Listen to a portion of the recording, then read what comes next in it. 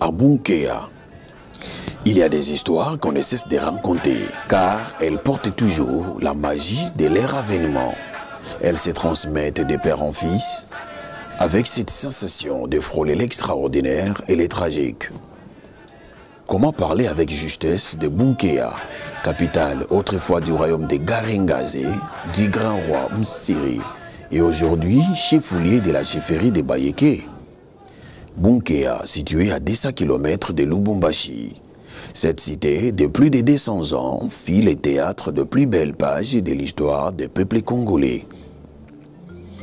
Belle parce qu'elle a démontré la force des caractères de certains hommes dans l'adversité, et douloureuse car cette histoire s'est construite dans le sang, celui versé par les rois et ses guerriers pour défendre leur dignité face au relents du colonisateur.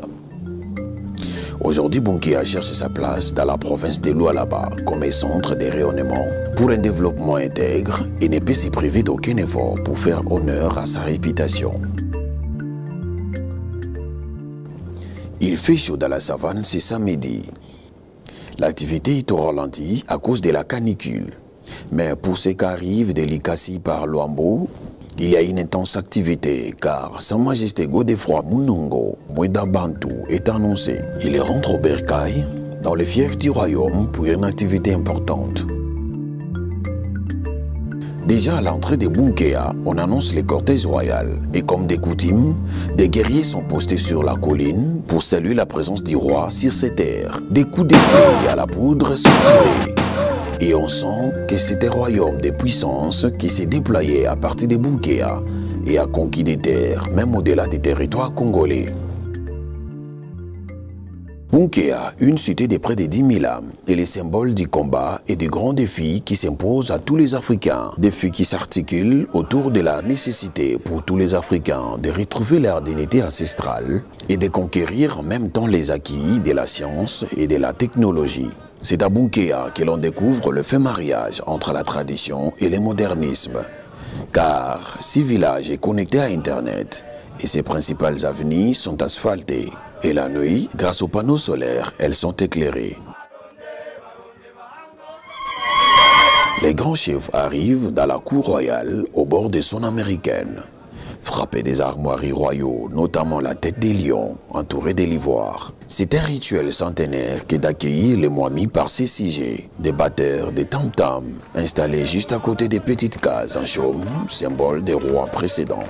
Les grands chefs s'y inclinent. Et c'est dans une ambiance euphorique